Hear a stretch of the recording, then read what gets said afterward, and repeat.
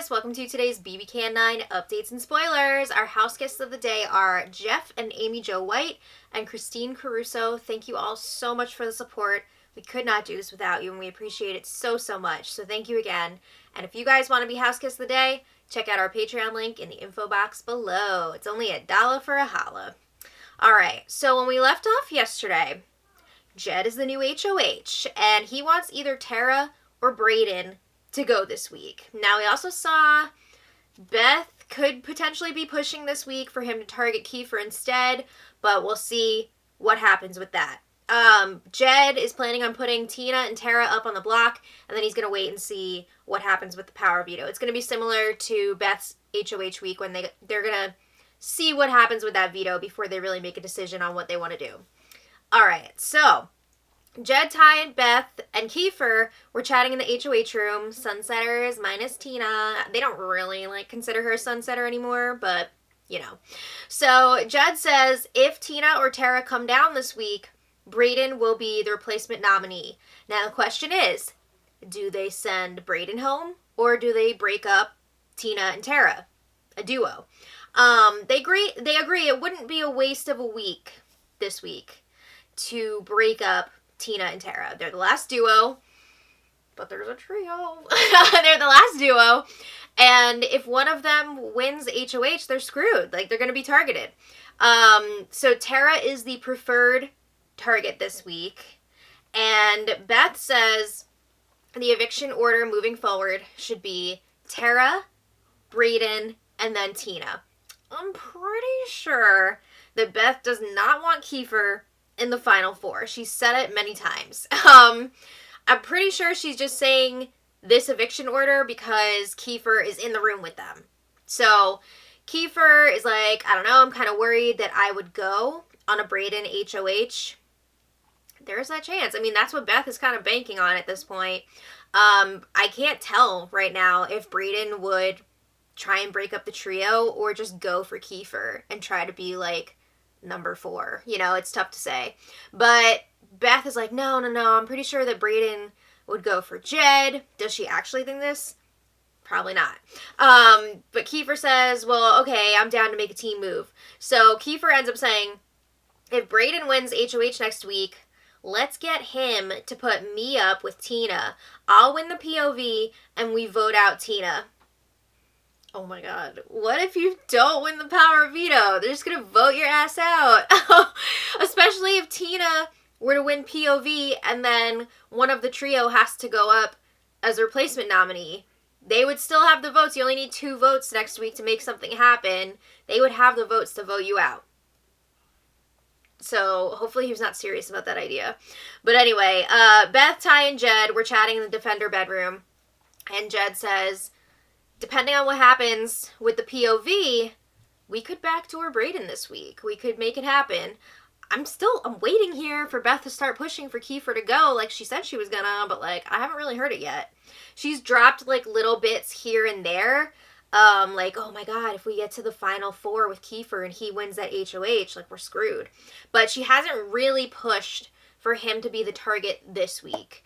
But Beth says she's pissed that Tera would have put them up if she won HOH this week when she promised them last week that they would be safe with her. That's the game. But, yeah. It sounds like maybe Beth's priorities have changed now that this information has come out from Tera. I don't know. But Ty says there's no game to talk with the other side at this point. We just gotta win and take them out. You know, it's a little late to be making promises now, and we can't trust them anyway. So Beth says she's just really annoyed because Tina, Tera, and Brayden have just been carried through this whole game. What were you doing before last week? Because it kind of looked like you were being carried. Anyway, they talk about how Ty has to keep working on Brayden to keep him close just in case Brayden wins HOH. And Ty says, yeah, we've been cuddling all night and rubbing. That sounds weird, but I think he just means the stroking of the back and things like that. But he says it's a lot. And Ty says he doesn't even want to win HOH because he's scared that Brayden would want to sleep in the HOH room with him. It's so sad. On so many levels, but Jed says, take one for the team, bro. I had to bring Beth in there. So obviously he's joking, but like they were all laughing about it.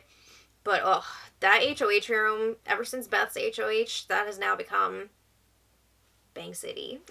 Anyway, Jed, in other news, Jed chose Tera for Wendy's, and she was talking about it with Tina in the Destiny bedroom, like, before she went, and she's like, oh my god, I'm so shocked that Jed would pick me, and she says he really is a nice guy at the end of the day. Of course he is.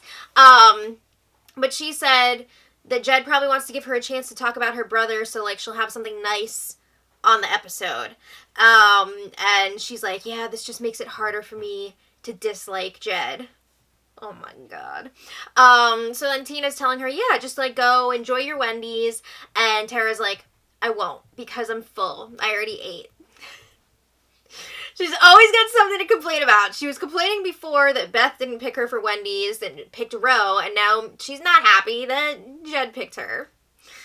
It's a lot. But anyway, after Wendy's, Tera lets Tina know that Jed told her she's going up on the block, but he didn't say who the other nominee would be. He said he didn't know who he was going to put up yet. It's gonna be Tina. So Tina is going to go talk to Jed. She wants to try and get Brayden up on the block, because if it's Tera versus Brayden, if Tina wins the power veto, she can save Tera, and then they'll both be safe for the week. But if Tina goes up, can't do that. So Tina, she feels like if Tina was up next to Tera and Brayden won the power veto, she's like, I don't think Brayden would use the power veto on either of us, so one of us would have to go home. Can you imagine, though, if Brayden did use the veto on one of them, which would force the throuple to put up Kiefer? I mean, honestly, it would be a good move for them to get rid of Kiefer, so it actually would benefit them, but, yeah, that would be wild. It would be wild, but I don't know that I see Brayden doing that. So Tina is gonna lie and tell Jed that she wouldn't use the POV on Tera, but of course she would. Okay, so Jed and Tina chat in the HOH room, and Tina says, obviously I know Tera's going up on the block this week, but I'm not sure if you've decided yet who's going to be going up with her. Yes. But she says, if you're concerned about me winning the power veto and pulling Tera down, that would not be the case. She says the likelihood of me actually winning is slim to none, especially compared to Brayden, because he's been so close to winning competitions so far. So she says if you put up Tera and Brayden together, you will have the option to get rid of either of them. Like, I don't know who your target is at this point, but it would be good for you to have both of them up there, and then you could think about it, you know, unless you want to get rid of a sunsetter. And Jed says he wants the 5 sunsetters in the final 5, which, from what I've seen, is true. Yeah, of course they want to keep Tina around because they feel like they can beat her in these competitions towards the end. So Jed is like, well, when it comes to Tera, like, I didn't like Tera giving her word last week that she wouldn't put any of us up, and now she's saying that she would have. And Tina's like, oh, I didn't know about that. And I was shocked when I heard her say that. Oh my god, come on. Is anyone actually gonna believe, like, how is anyone supposed to believe that? That Tina would not know that Tera would have targeted. Like, what? No. So Jed says Tera is more of a wild card than he thought, but she's not necessarily like 100% going home. It might not be her. Which is true, because he's going back and forth, not really sure if he wants to target Tera or Brayden. So Jed says the reason he's thinking about putting Tina up on the block is because he's wanting to maybe do a backdoor move, and he's telling her, I don't want you on the block on eviction day. If one of the sunsetters wins power veto, you will come down. Not necessarily. I mean, it depends on if they want to put Brayden up or not. Like, they might not want to go through with that, so maybe they'll leave the nominations the same. So it's not set in stone yet. But Tina says she's okay with it if she is definitely going to be coming down. So Jed says if Tera wins the power veto and Tina's up there next to her, he will put up somebody else who will definitely go. He tells Tina, you're not going home this week. We have the numbers, so you're going to be good no matter what. So then Tina brings up again that Brayden is a stronger competitor than her or Tera, so he should really, like, be the target this week. And Jed's like, yeah, but Tera told me that she's coming after me, Ty, and Beth. I still can't believe she did that. What was she thinking? So then, more talk of the 5 Sunsetters going to the final 5. They're loyal to the soil, blah, blah, blah, blah, all that stuff. And Jed says, we'll see what happens with the power veto. Okay. So then, last night was pretty low-key. But then, I think it was like around maybe midnight, Big Brother showed them some TikTok videos. So they were all studying that. They're assuming it's going to be for the POV competition. So, yeah, that was last night. So then this morning, Jed had multiple conversations with Ty about how Brayden is really getting on his nerves. He's always around. He's speculating about every situation. He took out all of his allies, and, like, the goal was to make sure that you had Brayden, and he was the most loyal to you. Like, what do you expect? Is he supposed to just, like, sit in the corner and wait to be evicted? I mean, really. So Jed says he's cheesed, that after all this time, Brayden thinks he can just insert himself into the trio. He says Brayden will come into the room when we're all hanging out, and he won't even, like, ask to hang out. He'll just, like, sit down and, like, stay in there. Sorry. It sounds a little bit ridiculous. Yeah. So Jed says he is seriously considering backdooring Brayden this week. And he says to make this happen, like, gonna have to use the veto. But he feels like it would look weird if Ty or Beth use the POV. Because then, like, none of them are gonna get Brayden's jury votes. Because it's gonna look like they had this plan all along. So he's saying Tina, Tera, or Kiefer would have to use the POV. So Ty says, what it comes down to with this decision between Tera and Brayden, do we play the odds or do we play the numbers? Because Tina and Tera are a duo. That's 2. 2 is more than 1, Brayden. However, Tina and Tera are way less likely to win competitions than Brayden. So what's more important here? They're not really sure yet. But it seems like they were saying they would feel way more comfortable going up against Tina and Tera in competitions than Brayden. So then the feeds go down for the nomination ceremony, and Tina and Tera are nominated as planned, and Tera starts campaigning to Beth right away in the OLG room, and it's actually, like, pretty decent. Beth says she meant it last week when she said she wanted the girls to stick together. We saw that Beth is going to be trying to push this, like, women's alliance thing with Tina and Tera. So this is, like, exactly what she wants to happen. But Beth says she was pissed when she found out that Tera would go back on her word and that she was planning on going after the trio. So Tera says when she said that, she never intended to, like, go after Beth. She knew that people would want to split up Ty and Jed before anybody went after Beth. So she's like, I'm in survival mode right now. My chances of making it to the end are very low. And I have, like, 0 chance of winning. Nobody would vote for me no matter what. So she's like, I can't go after big targets anymore. I'm playing for second place at this point. I'm taking out anybody who could potentially take my spot in the final 2. And I would be happy just to get that $20,000. So she's telling Beth, I would be the best person for you to take to the end because nobody's going to vote for me. And unfortunately for Tera, I think that's true. Like, I don't see a situation where she could win this whole thing. Even if she, like, won out the rest of the competitions, I don't know. So, yeah. Beth is like, oh, I get what you're saying. And she reveals, she's like, you can't tell anyone this, blah, blah, blah. But she reveals that the guys are on the fence right now about Brayden. You know, they're thinking maybe he's the target this week. Which is true. At the time, during this conversation, Jed, Ty, and Kiefer were all talking about potentially backdooring Brayden this week. It seems like they're moving more and more in that direction. So Tera says to Beth, like, I would never, ever, ever target you because I know that you are the only person that would take me to the final 2.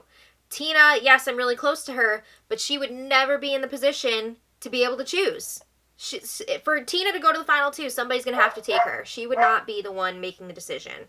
So Tera says, I know I'm at the bottom of every single situation here.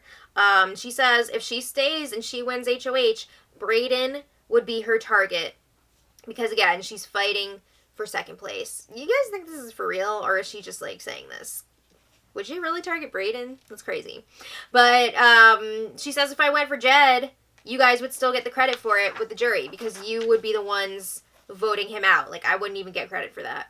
So Tera says to Beth, you will not touch the block if I win HOH. So then they're talking about how Kiefer would definitely be taking the boys to the end because he thinks he can beat them. He wants to be up against the best, and he wants to be at the end with Jed. And I could totally see Kiefer doing that. So Beth is like, okay, well, what happens if you and Tina both stay this week and Brayden goes? So Tera says, we'd have to figure that out. Like, I would have to either, like, throw HOH, or if I win, I would have to, like, put up Tina. What? I can't believe that. No way. I don't think Beth was buying that either. But Tera says, Beth, I think you're the strongest player in the game. Stroke that ego. But you're going to have to take out one of the guys in order to get credit for your moves with the jury. So then they talk about Beth potentially throwing the POV if possible this week so that Tera could take herself down. And back to, like, endgame talk, Beth says her biggest fear is getting to the end and having people say that she was carried this whole game. She says, I have way more influence on this house than those boys ever did. And Tera says, nobody sees it that way. You know, the jury is going to favor the boys. And I think that's true. I think Beth has to work way harder than the guys do to get the respect of the jury. Tara's like, I know it's not true. I know you're, like, working really hard in here, but the jury's not going to see it that way. They might not even give you credit for taking out Victoria. They might give the guys credit for that. And Beth is like, ugh. So Beth says, best case scenario, Tina or Tera wins the POV so they can make this backdoor plan happen. So after this conversation, Beth was talking to the cameras, and she was like, I think I need to keep Tera. And she says, this is my HOH to run. Whatever I say goes. We'll see. I don't know. But Beth also did end up telling the guys most of this conversation after. She didn't say, like, every little bit. So it's tough to say how much she bought into it. I don't know. It's tough to say at this point. But it does seem like, for now, if there was going to be a backdoor plan happening this week, it would be Brayden and not Kiefer. So yeah, they should be having the power veto competition later. The house guests were waiting for the picks to be made. It's going to be everybody playing except for Jed and one other person. So if you guys want to check back later, I will post the results of the POV competition in the info for this video. Unfortunately, we're going to be ending this video on a sad note. Nikki Graham passed away. She was only 38 years old. That's so sad. And she was such a huge legend in the BB community and just, like, an absolute sweetheart. I was lucky enough to meet her briefly at one of the BB premiere parties in New York City, and she was just wonderful, so nice to everybody. So we're all wishing lots of love to her family and friends, and we're gonna miss her. It's just really, really sad. So let me know what you guys think about all this in the comments. Leave your memories about Nikki in the comments below. And until next time, much love.